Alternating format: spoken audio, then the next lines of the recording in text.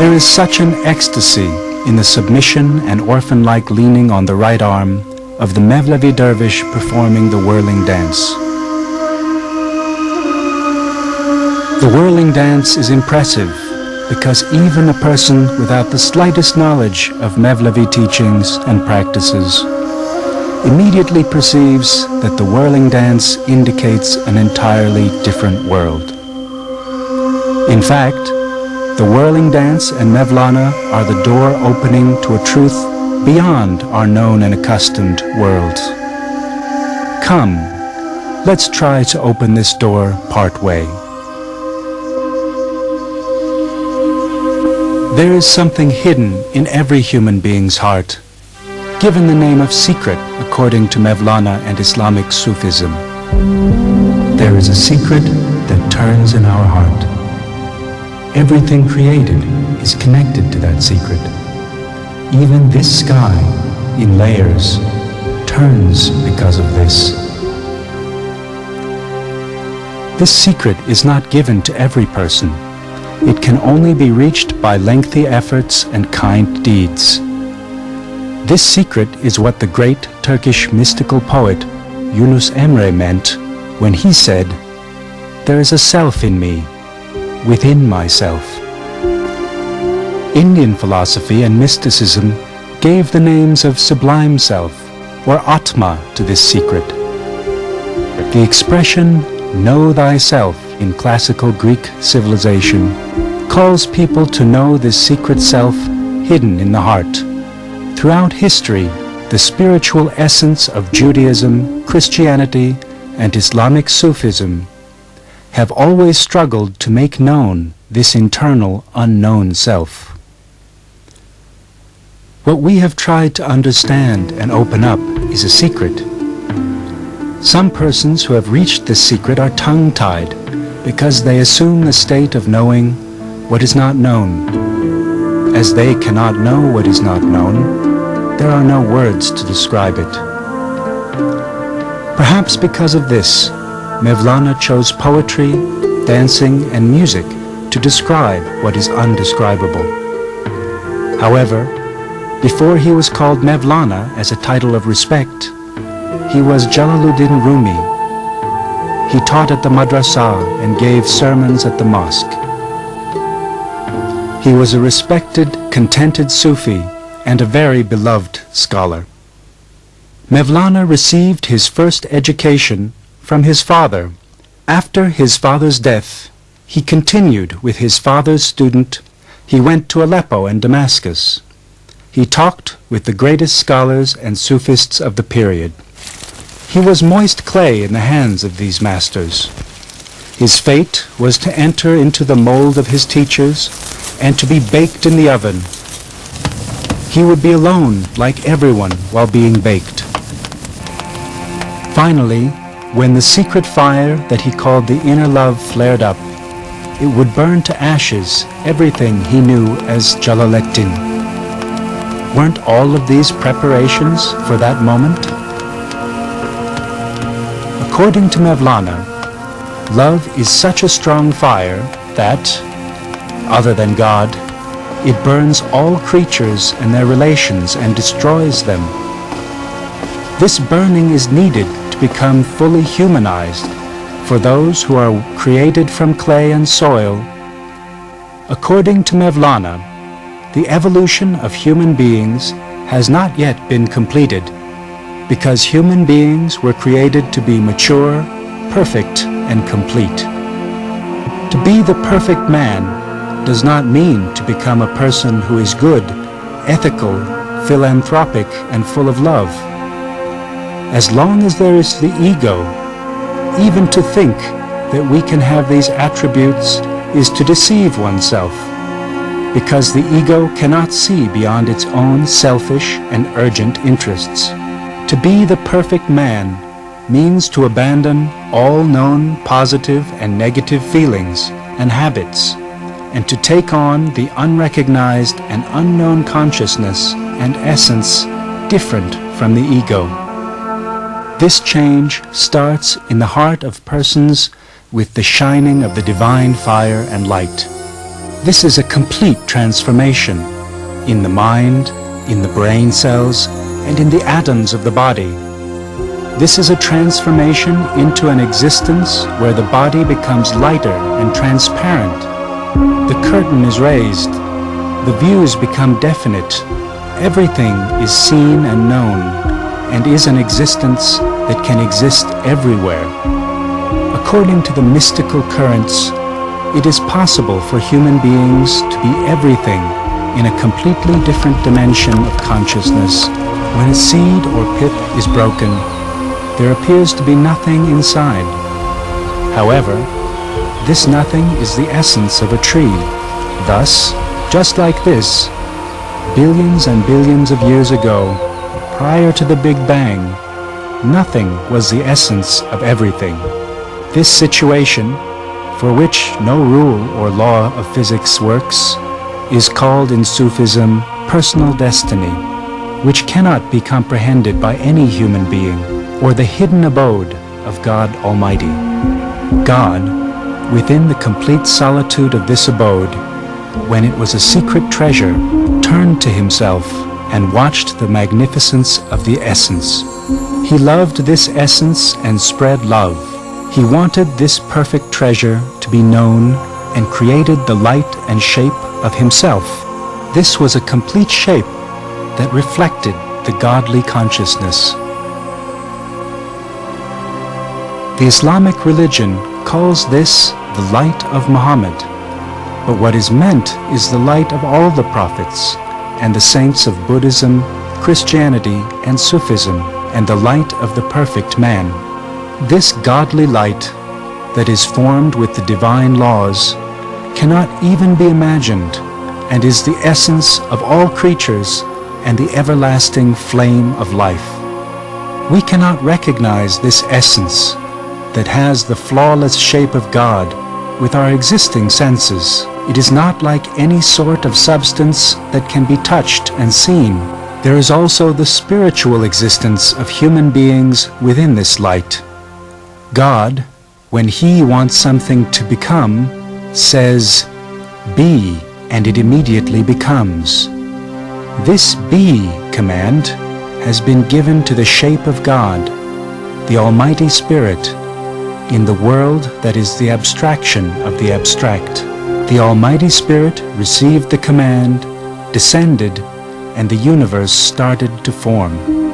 Within the first second of this bang, atoms were formed, and with the uniting of the atoms, the suns, stars, and the worlds were composed. The Almighty Spirit descended from the Supreme Being to the world of nature, and entered into substance.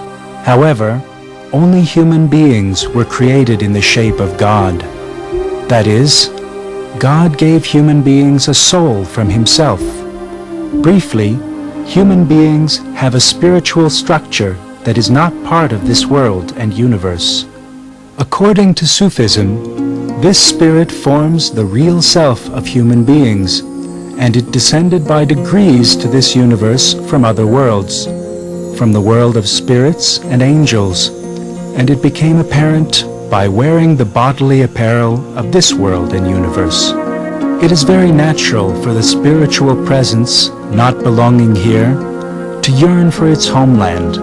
Human beings equate themselves with their own body in the concrete world, and there is actually the longing of separation behind the yearning felt for goods, property, position, fame, and power.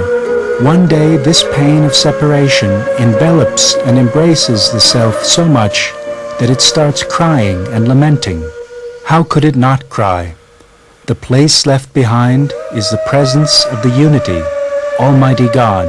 Thus, the reed flute is the symbol of this soul that has separated from its real homeland. The reed flute, with its melancholy, sad, and moving sound, is expressing its yearning to God to be reunited with the reed bed from which it was separated. I said to that reed flute that cries and moans, "Who caused your suffering? Who are you complaining about?" It said, "I was cut from a reed with sweet lips. It is the pain of separation that makes me lament. The stages passed until entering into the shape of human beings after abandoning the presence of God resemble the stages passed from the breaking off of the reed from the reed bed until it enters the shape of the reed flute. The reed flute master cut a reed from the reed bed. He cut 7 holes. The reed flute player's lips touched the reed flute, and it cried for help. What made it play was not the lip, but the breath in it. God created from himself all the creatures, from the single-celled to the most complex, but he only blew from his own soul to humans. The breath blown into the reed flute expresses this. The inside of the reed flute is empty. It only makes a sound with the breath blown into it. While one end of the reed flute is open, the other end is in the mouth of the musician. And if he were the perfect man, then the sound heard from the open end would be the sound of God. Humans are also an instrument, like this reed flute. Whenever a human becomes a perfect man, a real sheikh, then he will become a human like a human, and will be emptied by being saved from himself. He becomes God's voice, God's mirror, and ascends and reunites with his God and completes his evolution. The whirling dance ceremony relates the story of the creation of the Almighty Spirit, called the Light of Muhammad, that starts with the command, be, the start of the descent and later the ascent towards becoming a perfect man. After the death of Mevlana, the whirling dance was connected to a number of principles and starts by praising the Prophet Muhammad. To praise the Prophet is to praise the Almighty Spirit that has descended from the abstract to the concrete world. All of the prophets are a reflection of this Almighty Spirit, that is, God, and all of them convey the same message. So to praise the prophets is to praise God. The double drum beats heard express the command, be, given when God was creating the universe. The reed flute part following this symbolizes the divine breath that gave life to lifeless bodies, of the light of God that descended to the concrete world with this command.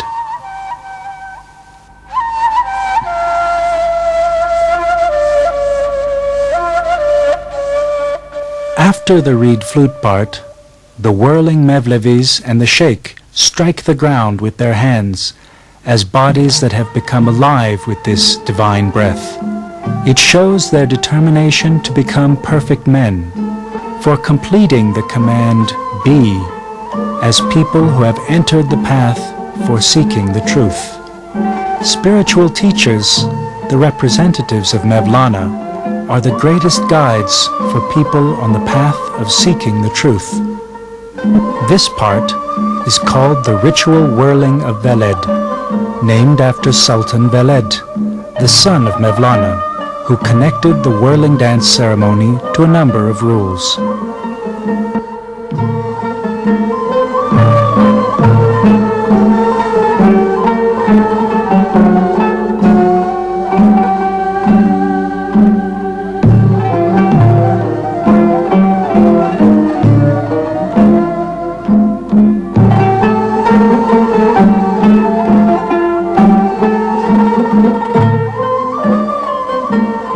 This greeting, given by looking at the faces and into the eyes, has the meaning of sanctifying the manifestation of God that exists in every human being.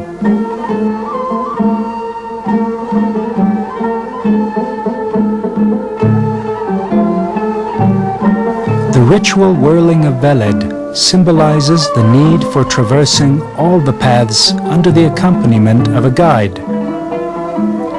It has the meaning that the best path is to stand in the footsteps of a mature sheikh who has previously passed this way, and to advance from the points where he stepped.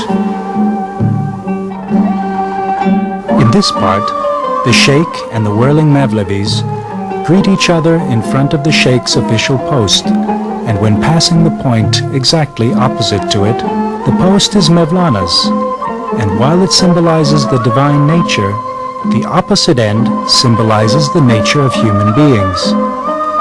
There is an imaginary line between these two ends called the equator. This line is the shortest path for reaching God.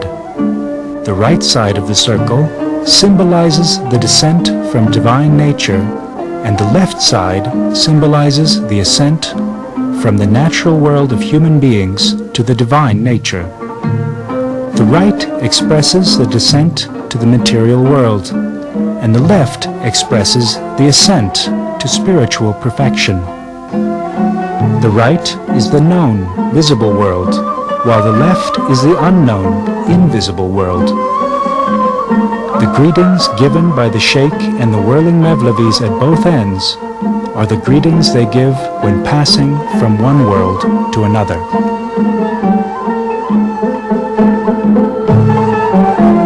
According to Mevlana, if the other world is a sea, then this world is only a bubble.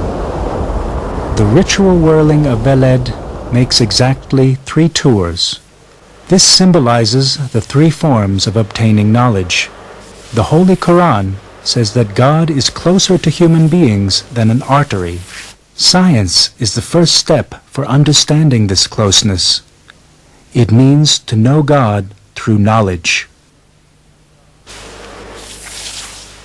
There is a soul in your soul. Seek that soul. Seek the hidden jewel in the mountain of the body. O friend, seek with all your might, but not outside. Seek within yourself what you are looking for. Thus, the dervish who hears within him that there is another life, another self, first of all learns theoretically all the knowledge he can learn on this subject. However, this knowledge acquired is not through reasoning, but it is necessary that it be understood by personally feeling and experiencing it. The knowledge given is about something that is not known or recognized at all. The person is completely in the dark. However, suddenly, one day a warmth comes. It is felt that a fire is burning nearby. Even the crackles of this fire are heard. Even if the fire is not seen, the entire body feels its heat. Thus, this is certainty of knowledge, the first step of learning. As the uncleanness created by the emotions of greed, grudge, hatred, anger, and fear in the hearts of humans are cleansed and eliminated, the curtain hiding the truth slowly rises, the eye of the heart opens, and the person sees the fire of the divine light within himself. This is the certainty of essence step, the second stage of learning. The attribute of this is to remain in a trance, in a state of ecstasy. When the dawn of the love of God scatters light, souls rise to eternity after the light. The love of God reaches such heights, it sees its friend with every breath. It is very dangerous to enter into the certainty of essence step without a spiritual teacher. The dervish can easily lose the path when confronted with the revelations he saw or thought he saw. The dervish's knowledge of God should be made clear with the help of a spiritual teacher. Do not ever suppose the easygoing person to be like yourself. He is entirely a looking, seeing, and silence. If you have an ear that can hear, the truth is this: to To reach God occurs by abandoning your essence. Be quiet when you arrive at the universe of intuition and seeing. There the tongue and lips become quiet. Only the eyes talk. There is still a dualism, the dualism of humans and God.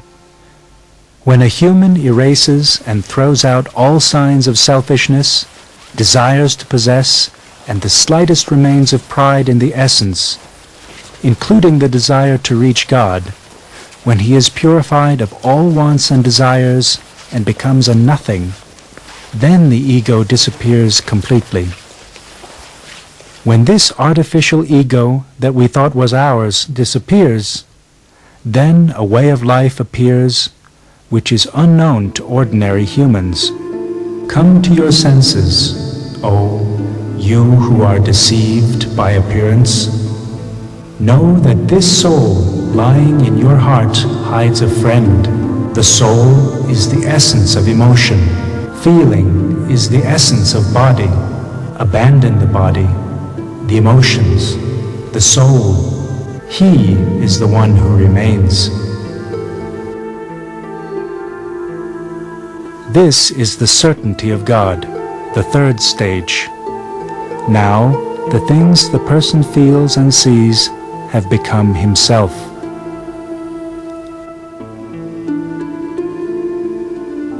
Love came. It was like the blood that flows in my skin and veins.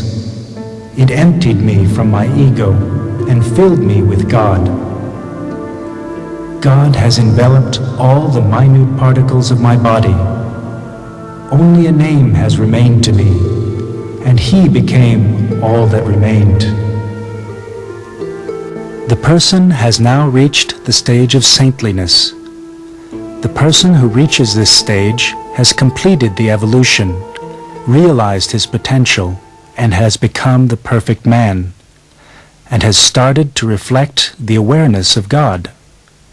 He has returned to the beginning and ascended to his place before the formation of the universe. The whirling Mevlevis complete 3 tours by following the sheikhs assumed to have passed through all of these paths with the hope of reaching the stage of certainty of God. The ritual whirling of Veled finishes with the sheikh passing to the post. Human beings, whose bodies were created from clay and soil, must first be baked to reach the stage of certainty of God. This baking is needed so that the novice candidate's heart can endure when the day of meeting with God arrives. The most difficult stage of this maturation is the struggle with one's own self. There is such a difficult fight that this was called the Great War Against Self. Our emotions, such as anger, jealousy, greed, hatred, and fear, our thoughts, the customs and practices that we have internalized, and our identity have formed a wall that prevents us from seeing the sacred light within us. All of these are just like a layer of dust and dirt that spoils the appearance of the mirror. In order to see the mirror, in which God will be revealed, this layer of dust and dirt must be cleaned. The maturation of Mevlana and the cleaning of the mirror of his heart, besides his personal efforts, were realized by his first 2 teachers. The rest of it, in his own words, was left to the grace of God. This favor came to Mevlana in the shape of Shems of Tabriz. Has it been observed at all that any chemical substance would abandon its own existence without being heated and combined with another? Thus, Shems was this fire that would heat and burn Mevlana, and Mevlana's essence was firewood. Shems came to do away with it. Social position, belief, reason, fears, everything but everything constituting an obstacle had to be burned in this fire. I want to burn and be burned. Try to awaken that fire in your heart. Light the fire of love in your soul with a fire. Set all the words on fire, all of the thoughts. Mevlana had to abandon the known so that he could reach the unknown. For this, Shams even tore up, page by page, Mevlana's books, his most valued treasure, and threw them in water. When even a fragment of shame and pride does not remain, and when the layer forming one's own importance melts, only a void remains. Very few people can come face to face without trembling with anxiety at first, with the knowledge that they are no one. It is misunderstood with the coldness of death and the silence of graveyards. However, it was necessary for one to become accustomed to this void for progressing to the degrees of perception after this. It is only at that time that the mind attains peace and that the truth shows itself after this calm and quietness, when the ego, the curtain between, that constantly says by making noise and clatter, I want this, I want that, is removed, then God shows himself. Actually, God was always there. He was everywhere. It was necessary to discover him, not to seek him. This state is not an enthusiastic trance. It is an unknown, completely different awareness, or, more accurately, perspective. This is the opening of the eye of the heart. In the sayings of the Hindus, it is the opening of the chakra of the heart. There is the Almighty Spirit in this place where there is nothing other than silence, where there is no emotion, thought, and form. It is the light of Muhammad in Islamic terminology. Mevlana, who realized the union of existence and unlimited void, became like a reed flute in which only the breath of God circulated. We are like a reed flute. Our melody is from you. We are like a mountain. Our echo is from you. Actually, we and our existence are composed of nothing. My God, who shows mortals like him exists, the real essence is composed of you. All of us are a lion in appearance. However, like lions on flags, the playing, assaults from time to time of those lions is because of the wind. The playings of the lions on the flag are seen, but the winds that make them play are not seen. First of all, Shams lit a spark in Mevlana's heart, and later he lit a flame, and now it transformed into a furiously burning fire. However, there was one final obstacle: Mevlana's dependence on Shams. When the time comes, it is even necessary to light and burn the dependence felt for a spiritual teacher. Mevlana explains this as follows. Two live birds who are connected to each other, even if they have 4 wings, they cannot fly, because there is a duality. Whereas, if one of the birds dies, then the other can fly, because there is no more duality. Shams withdrew and disappeared. According to a rumor, he was killed and thrown into a well in Konya. This regret at separation burned Mevlana so much that now nothing remained to remind him of Jalaluddin Rumi. As in the example of the planets in the skies, Mevlana also started to revolve around that sun which started to shine within him. I am becoming enlightened with your light. I am becoming exalted with your exaltation. When I was 1, I am becoming 100. As you become me, I am revolving around you. When I become you, I am revolving around myself. Mevlana starts to turn in the void created by the disappearance of Shem's, the sun outside of him. 700 years before our time, at the jeweler's market in Konya, perhaps a bang was experienced by him in which all the secrets were scattered around when he started to whirl. Do not ask how that beloved fits into my heart. How many thousands of souls live in a single body? 1,000 harvests are winnowed from a single grain of wheat. There are thousands of universes in the eye of a needle.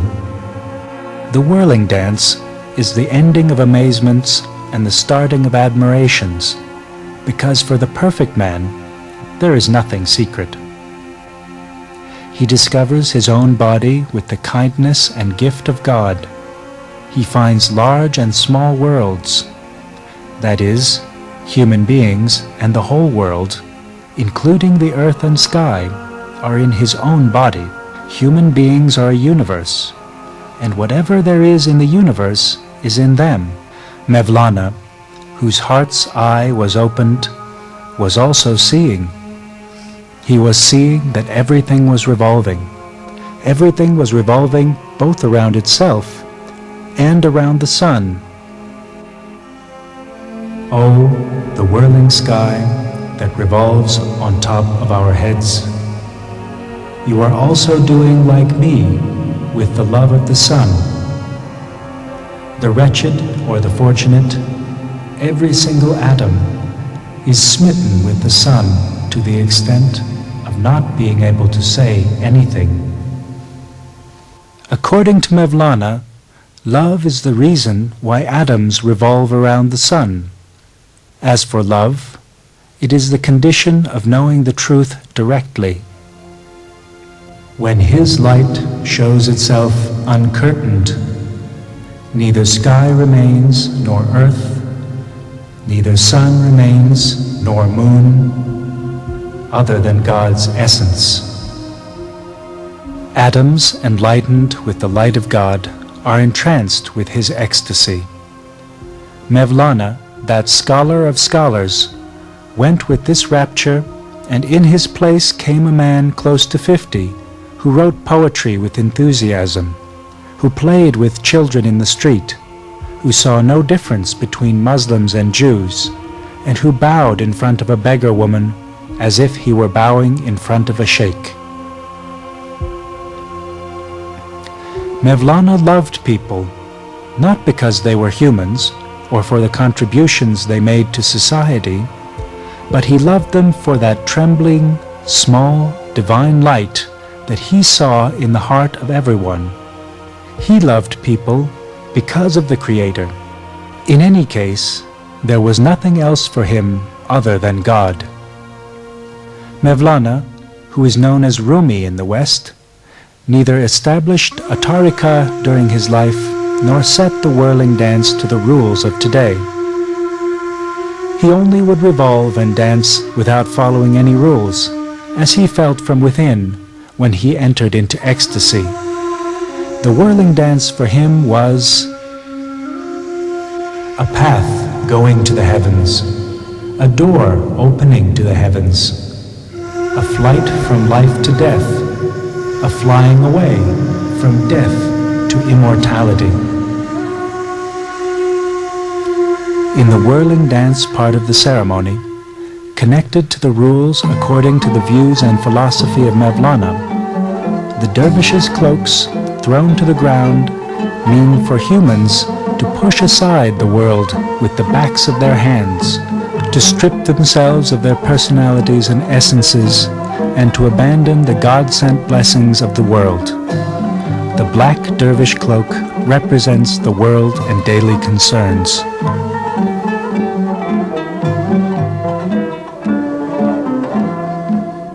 The whirling dance starts with kissing in turn the hands of the sheikh, and the sheikh kissing their tall felt hats.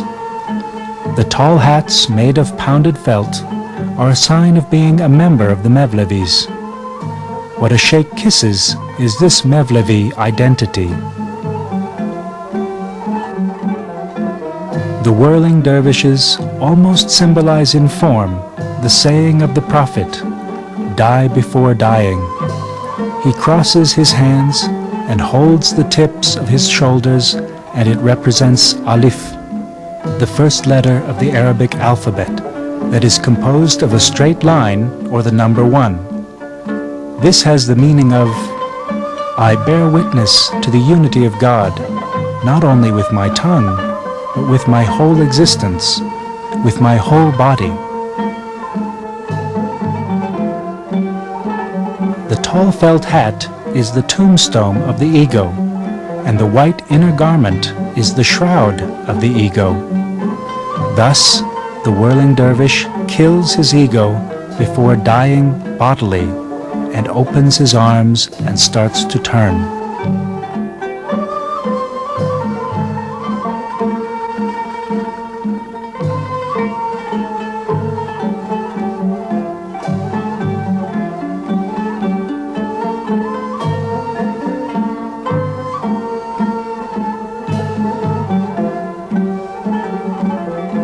Burned hearts cry out with silent cries to the skies, "Here I am, beating my feet. My ego is under my feet. You are everywhere. Your splendor in every direction."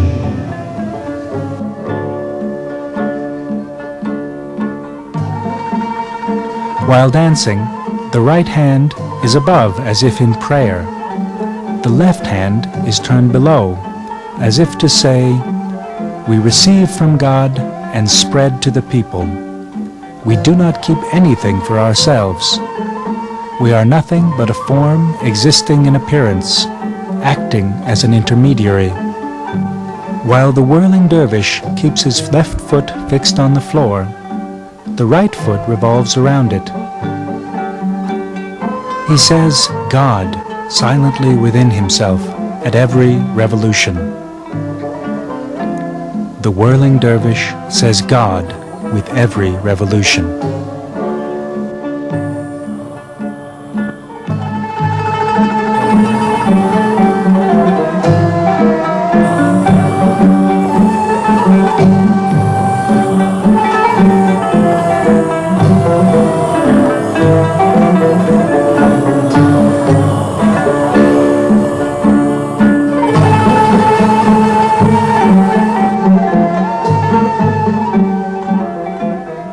The whirling dervish chants silently from within and from his heart. There is no night in our day, because the sun of our day is love. Lovers have sunk to such depths that in a sea of love, moans, cries for help, saying, "Oh my God," are not heard. Even when the whirling dance reaches the height of ecstasy, the dervish cannot break the general rules of the ceremony and should revolve without bumping into another dervish or without spoiling the general harmony of the ceremony, like planets in the solar system. There is a great duty for the head of the whirling dervishes. He shows them the places where they will dance and prevents them from becoming too close to each other by walking among them and gathering them in a specific place while dancing. The whirling dance section is composed of 4 greetings representing the 4 stages that will be passed on the path to truth. The first greeting you see symbolizes obtaining knowledge about God and learning religious obligations. At the end of each greeting, the whirling dervishes withdraw into groups of 2, 3, or 4, and by leaning on one another, greet the point of the pole in the center that symbolizes Mevlana. This grouping in groups of 2, 3, or 4 symbolizes solidarity. The whirling dervishes start the second greeting with the permission of the sheikh. This greeting symbolizes the tariqah stage, which makes the knowledge of God and the unity of God apparent. The third greeting, the truth stage, symbolizes the termination by destroying him in the Supreme Being, that is, the annihilation in God stage.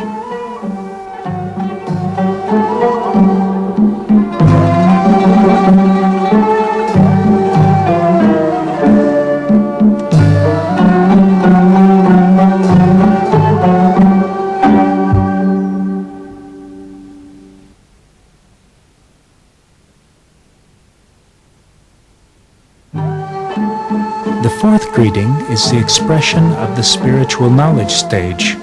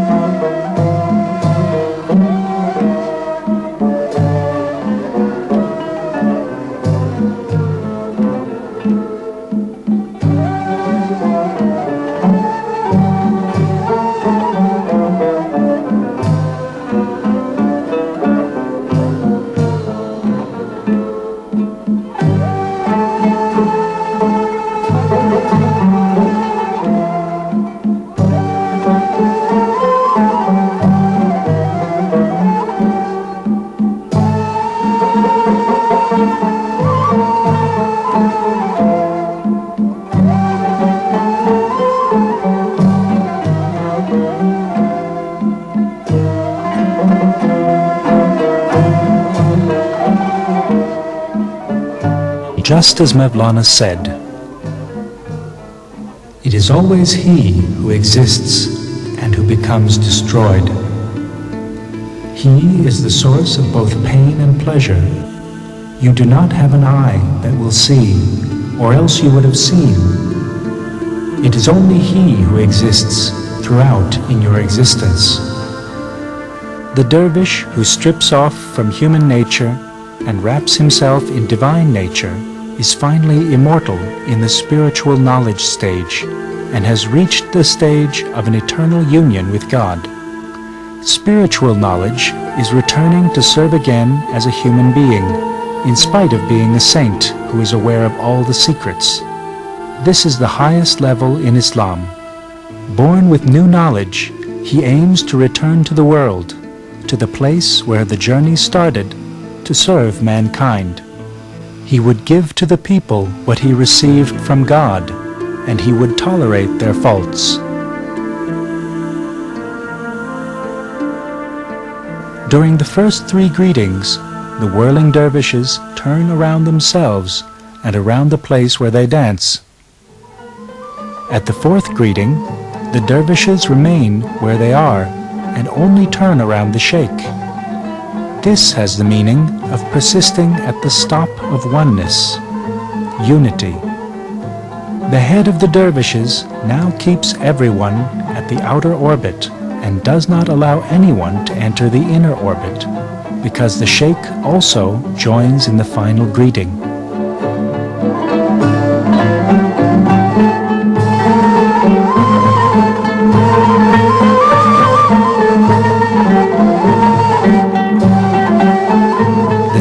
This whirling dance is the post-whirling dance. The sheikh does the whirling dance at the center on the shortest path for reaching God. That is called the equator. The dervish, who perceives the reason for the divine orders and creation, has defeated his ego and complied with the order of the Prophet, die before dying, and the call of the Holy Quran, return to your God and enter into the group of my best human beings.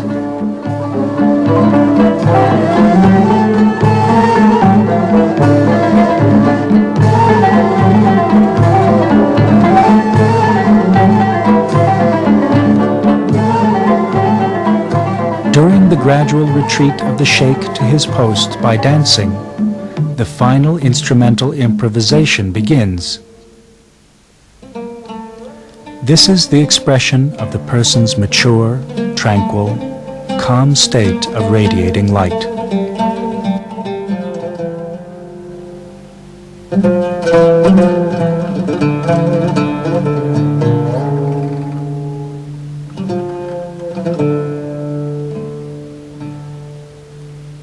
أعوذ بالله من الشيطان الرجيم. The final instrumental improvisation ends with the arrival of the whirling sheikh in front of the post, and the verse meaning, both the east and the west are God's. God's face is in whatever direction you turn, is recited.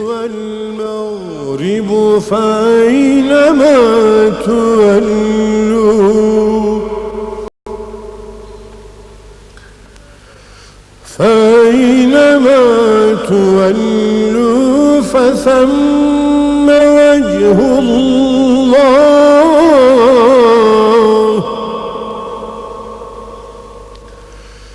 إن الله واسع عليم.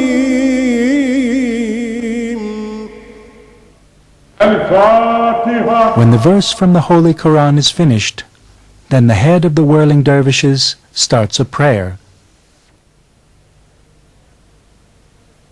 بارك الله و برکات کلام الله را سما را صفا را وفا را وجد و حالات و مردان هدا را اول عظمت بزرگی هدا و رسالات. According to Mevlana, human beings embrace God when the curtain of the world between human beings and God is lifted.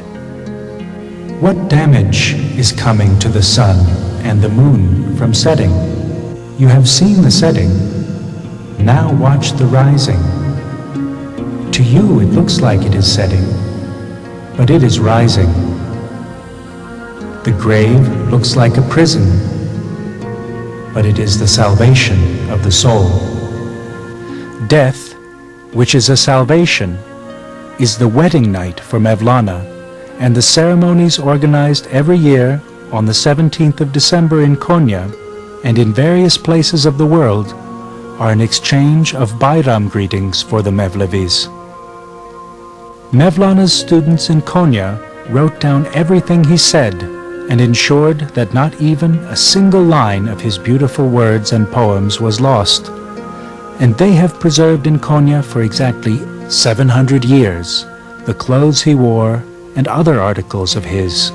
At the entrance gate to the tomb where the sarcophagi and belongings of Mevlana and the other great Mevlevi dervishes are located, it is written, "This place is the Kaaba of lovers. Those who come here incomplete are completed."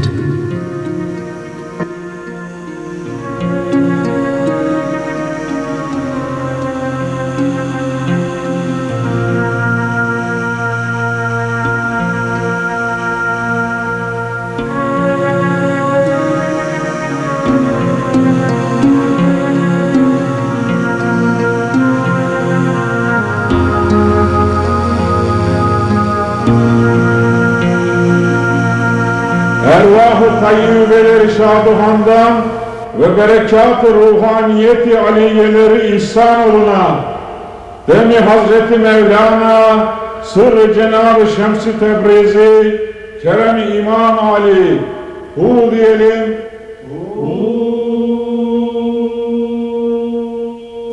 After the symbolic exchange of Bayram greetings, a short prayer is recited and the whirling dance ceremony ends with all the dervishes and the musicians following the sheikh in leaving the place by greeting the post.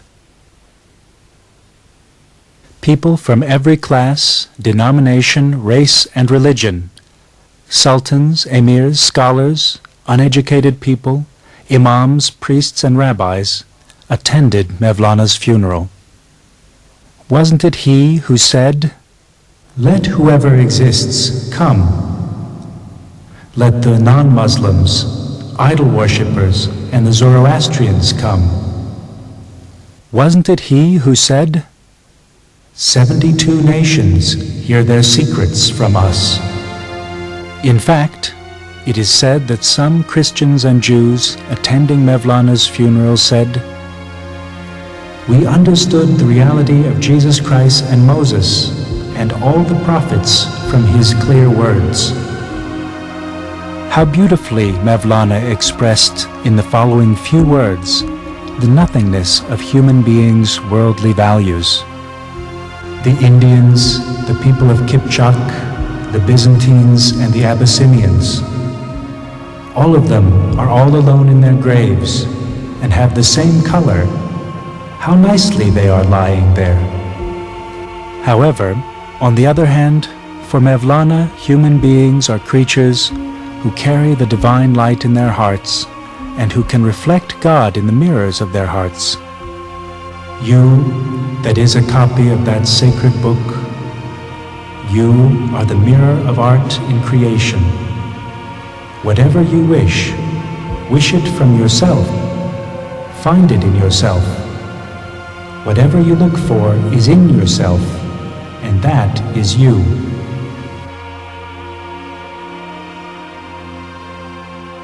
Mevlana summarized his entire life, spent in superhuman efforts, in this way.